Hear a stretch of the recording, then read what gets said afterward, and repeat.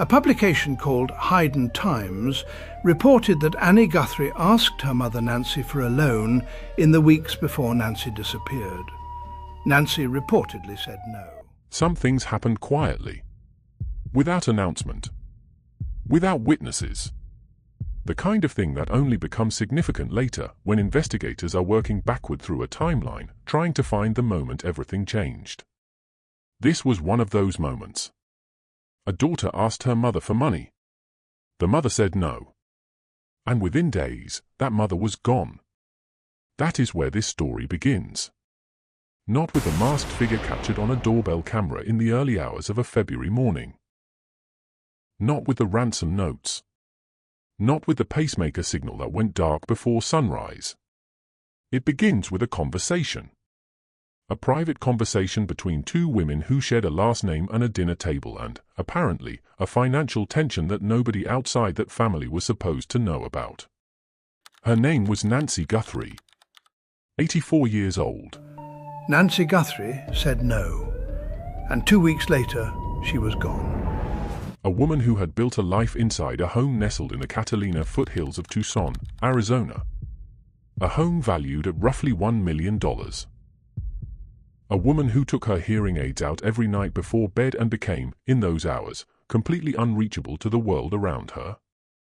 A woman who needed medication by 10 in the evening, medication that the Pima County Sheriff's Office would later describe as potentially dangerous to skip. A woman with a pacemaker. A woman living alone. A woman with no working security cameras, no alarm system, no medical alert device, and no overnight caregiver. She was, in every practical sense, completely unprotected. And someone knew that. Not in the vague way that a stranger might guess at an elderly woman's vulnerabilities. In the specific, intimate, detailed way that only comes from proximity. From access. From knowing the layout of the house. From knowing when the lights went out. From knowing which cameras were active and which ones were not. One word. That is all it takes sometimes. One word between a mother and her daughter. One word that starts a chain of events that nobody can take back. That word was no. Whoever planned what happened to Nancy Guthrie on the night of February 1st did not guess their way through it. They knew. The surveillance had already happened. The doorbell camera that captured a figure in a balaclava and double gloves moving across that front porch at 1:47 in the morning, that person did not arrive uncertain. They arrived prepared. Every detail of that night, the timing, the darkness, the silence, the absolute precision of it, speaks to someone who had studied the house. Who had mapped that woman's routine. Who understood exactly when she would be alone, deaf, and unable to call for help. That level of planning does not come from nowhere. And it does not point to a stranger. Hi viewers. Here is a question and the answer is simpler than you think. If your elderly mother lived alone with no alarm, no cameras, and no one checking on her at night, would you feel comfortable leaving her that way? Yes or no, drop it in the comments right now. Because that question sits at the center of everything. A documented, sequenced, undeniable financial picture that runs from May of 2025 all the way to the morning Annie Guthrie called 911. The protection that was never put in place. The calls that were never made. The visits that never happened. The gap between what a family with resources could have done for an 84-year-old woman living alone and what was actually done. That gap is not a minor footnote in this case. That gap is part of the story. For months, the public conversation around the disappearance of Nancy Guthrie focused on the how. The cameras going dark. The masked figure at the door. The timeline of that night laid out minute by minute. Investigators, journalists, and people following this case from every corner of the country have spent weeks reconstructing the mechanics of what happened. But the why has been missing. Until now. Because what recently surfaced, and what changes the entire shape of this case, is not a piece of physical evidence. It is not a forensic result. It is a conversation. A reported exchange between a mother and her daughter that, if accurate, reframes every single event that followed. According to a report published by Hidden Times, a financial trail has surfaced that gives this entire case something it did not have before. A reason. Not a theory, not a guess. Nancy Guthrie asked her mother for a loan in the period shortly before Nancy disappeared. Nancy said no. Sit with that for a moment. A daughter in need of money. A mother who refused. And then, within days, that mother was taken from her home in the middle of the night by someone wearing a mask and double gloves who moved through the darkness like they had rehearsed it. That is not a coincidence that can be filed away quietly. It is a thread. And when that thread is pulled, the entire financial picture of this case begins to come apart in ways that are very difficult to explain away. That thread runs through property records, through legal documents, through 40 days of forensic examination on a vehicle that belonged to someone publicly described as cleared, through a sealed 911 call that a retired detective with decades of experience says will not be released until a trial date approaches. A trial. That is where this thread leads. And it starts with a word. No. Nancy Guthrie said no. And everything that followed, every camera angle, every ransom note, every minute of silence in the 14 hours after Tommaso Cion drove her home and watched the garage door close behind her, every box photographed leaving that $1 million house before its owner has been declared legally dead, all of it sits downstream from that single refusal. This is the story of the word that may have started everything. This is the story of what the money reveals. This is the story of Nancy Guthrie and the financial trail that investigators have been quietly following since before the public even knew there was a trail to follow. And this is only the beginning. There is a document that most people in this case have never thought twice about. It was signed in May of 2025. 8 months before Nancy Guthrie vanished from her home in the Catalina foothills. It is called a durable power of attorney. And on the surface, it looks like exactly what legal experts called it when it circulated publicly. Routine paperwork. The kind of document that gets signed during a mortgage refinance or a property transfer. Nothing alarming. Nothing worth a second glance. But context changes everything. Tommaso Cion signed that document. He named his wife Annie as his agent over financial and property matters. Legal professionals weighed in and said it was standard. And maybe it was. But standard documents signed at standard times do not carry weight. It is the timing that matters here. 8 months before an 84-year-old woman was taken from her home. 8 months before the cameras went dark and the masked figure appeared on the porch and the pacemaker signal disconnected before sunrise. 8 months. That document was not signed after Nancy disappeared. It was signed before. And it sits inside a sequence of events that, when laid out in order, stops looking like a collection of unrelated decisions and starts looking like something else entirely. Now look at the property values. Nancy Guthrie's home in the Catalina foothills is valued at roughly $1 million. It sits in one of the most sought-after neighborhoods in the Tucson area. A home she had lived in for decades. A home filled with the kind of history and equity that only accumulates over a lifetime. Annie and Tommaso's home sits approximately 4 miles away. Its estimated value is around $650,000. That is a gap of $350,000 between the home of the mother and the home of the daughter who lived nearest to her. On its own, that gap means nothing. Parents often have more than their children. That is completely ordinary. But this is not an ordinary situation. Because when investigators and analysts try to understand why someone would target a specific elderly woman, why this house, why this level of planning and precision, the value of what she owned becomes directly relevant. The most common motive in cases where an elderly person is harmed by someone within their own circle is not rage. It is not revenge. It is not passion. It is access. Access to assets that become available when the owner is no longer present to control them. Then came the reported loan request. Annie Guthrie, according to a report published by Hidden Times, asked her mother for money in the weeks before Nancy disappeared. The amount is unknown. The reason is unknown.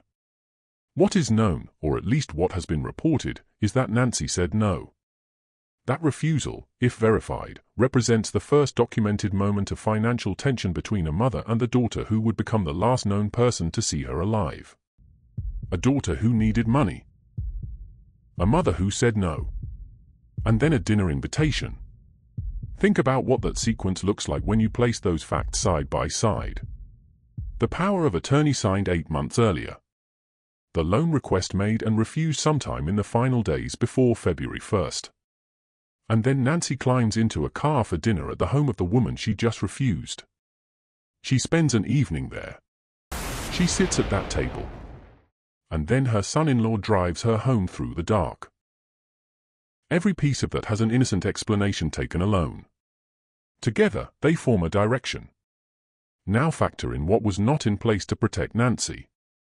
A camera subscription costs roughly $15 a month.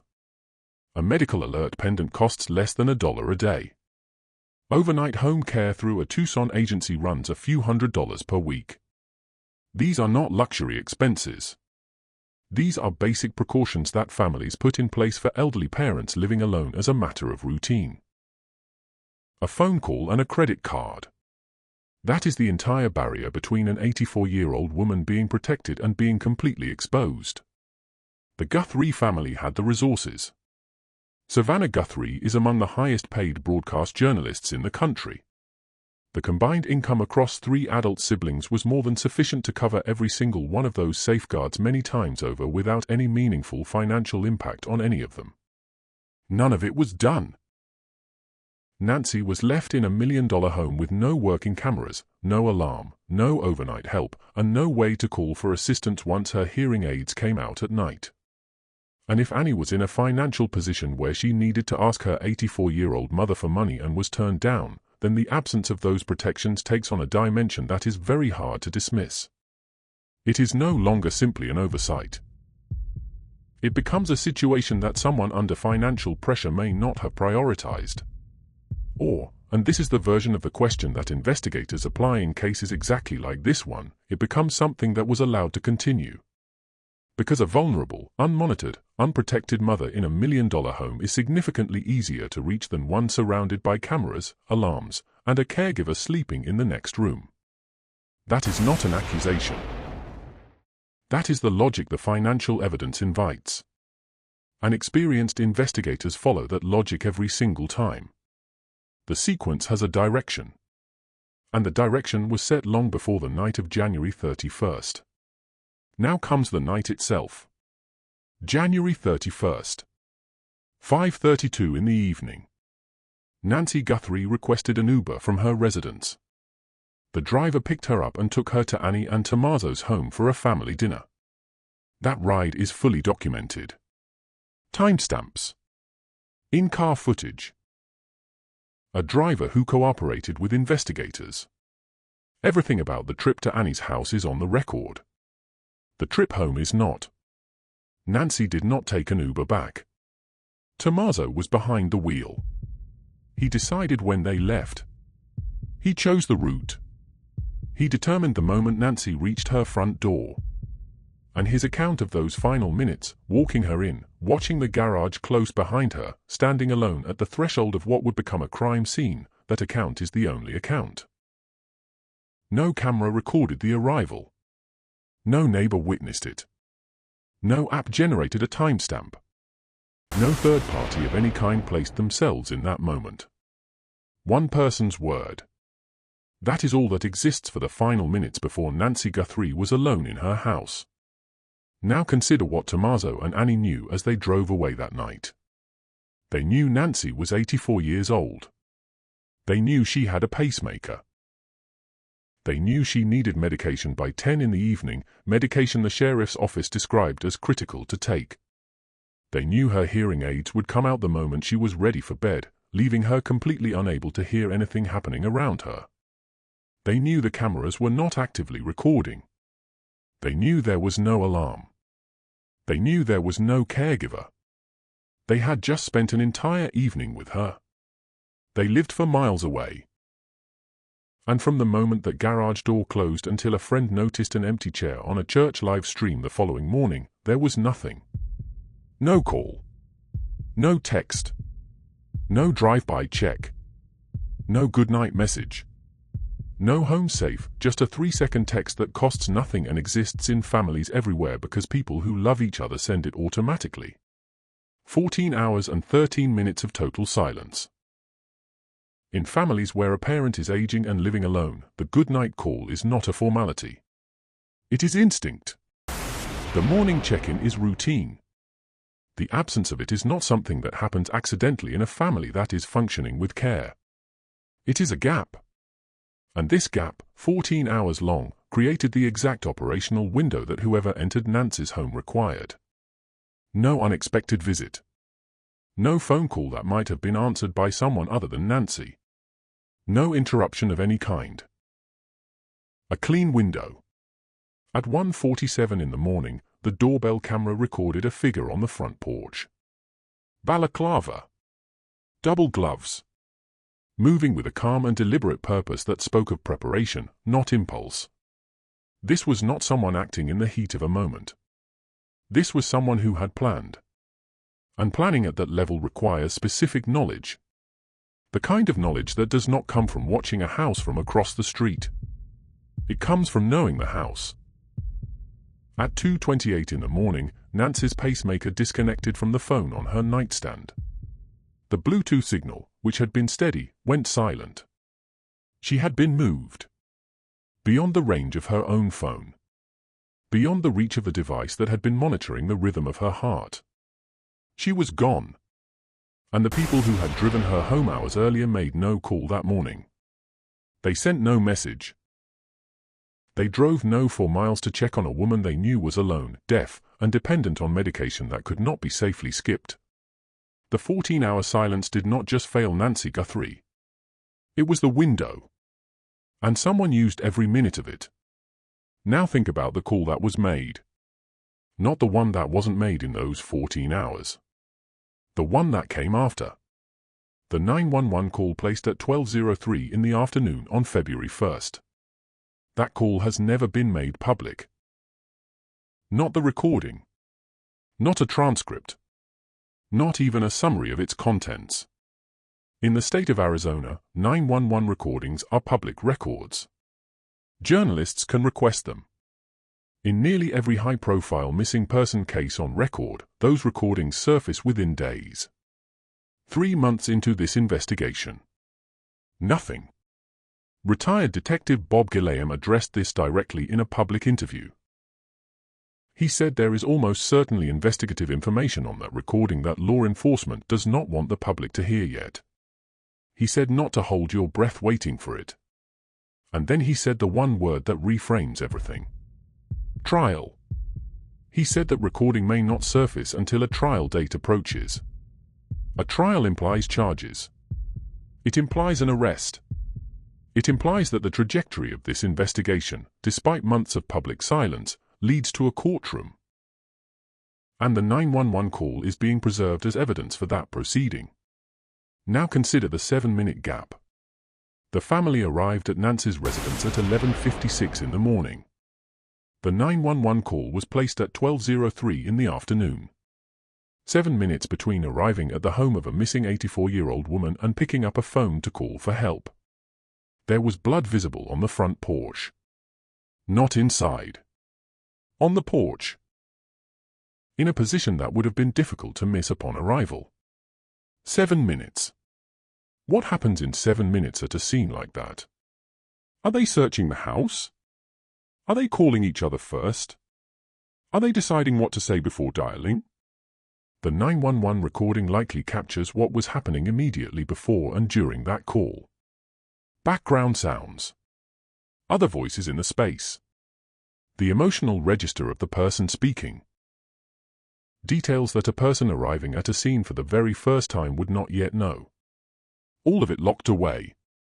And a retired detective says it is locked away for one specific reason.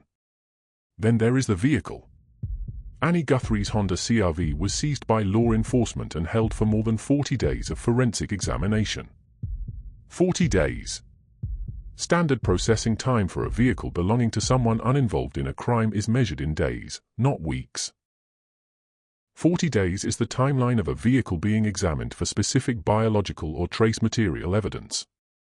For something small. Something that requires patience and precision to locate and document.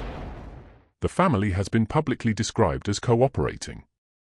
They have been publicly described as cleared. And yet the car sat in forensic custody for 40 days. Those two things occupy the same timeline. Now look at what happened at Nancy's house while she was still missing. Photographs surfaced showing people at Nancy's residence loading items into vehicles. Annie's Honda CR-V was visible in those images. Boxes were being carried out of the home. Let the legal reality of that settle for a moment. Nancy Guthrie has not been declared dead. No death certificate exists. No probate has been opened. No court has authorized anyone to remove personal property from the home of a woman whose disappearance remains an active federal investigation. And yet items were leaving that house. There is no confirmed report that Annie and Tommaso intend to move into Nancy's home. But the boxes leaving the property, the repeated presence of Annie's vehicle, and the fact that Tommaso had already been observed moving through the house and garage with visible familiarity on the same day ransom notes became public, all of it produced a picture that people following this case began connecting without any guidance. A family preparing to assume control of a property that does not legally belong to them. Because its owner has not been declared dead. That is not a small detail. Law enforcement is almost certainly aware of it. And the fact that it has continued without any public intervention tells you one of two things. Either investigators are watching and documenting rather than stopping it. Or there is an explanation that has not been made public. Neither possibility is reassuring. NBC News constructed a specific internal protocol at the Today Show for this case. If news about Nancy breaks during a live broadcast, Savannah is removed from the set immediately. A different anchor delivers the update on camera. The information is given to Savannah privately, off-air. That protocol was reportedly activated on April 15th. Savannah was pulled mid-broadcast and returned later without explanation. 2 days after that, she was absent from the show entirely. Networks do not build those systems for cases they believe are going cold. They build them for cases where they are expecting a moment. And Ed Smart, the father of Elizabeth Smart, a man who has lived through exactly this kind of nightmare and understands these investigations from the inside in a way few people ever will, appeared publicly and chose his words with visible and deliberate care. He said the Guthrie family has supposedly been cleared. Supposedly. That word was not an accident. Now comes the forensic picture. And this is where the investigation stands on ground that the people involved may not fully understand yet. The CODIS search, the national DNA database used by law enforcement agencies across the country, came back negative. That means whoever left biological material inside Nancy Guthrie's home has never been in the criminal justice system. No prior arrests. No prior convictions. A completely clean record. Think carefully about what that eliminates. It eliminates career criminals. It eliminates repeat offenders. It eliminates anyone whose prior history of harmful conduct placed them in the system. The DNA profile that investigators are working with belongs to someone living what appears, from every external measure, to be a completely ordinary life. Someone whose name would trigger no flags in any database. Someone who could attend family gatherings. Someone who could sign legal documents. Someone who could ask for a loan. Someone who could drive an elderly woman home at night and then say nothing to anyone for 14 hours. Someone unremarkable on paper. A hair sample was recovered from inside Nancy's home. It was sent initially to a private laboratory in Florida rather than to the FBI's facility in Quantico. It is now believed to be undergoing analysis connected to a San Francisco laboratory that contributed to the conviction of Rex Heumann, the man identified as the Long Island serial killer. That laboratory specializes in forensic genetic genealogy, a technology that takes a DNA sample, builds a family tree from it, and works backward through generations until it arrives at a living person. That process takes time. It requires patience that neither the public nor the media is naturally built for.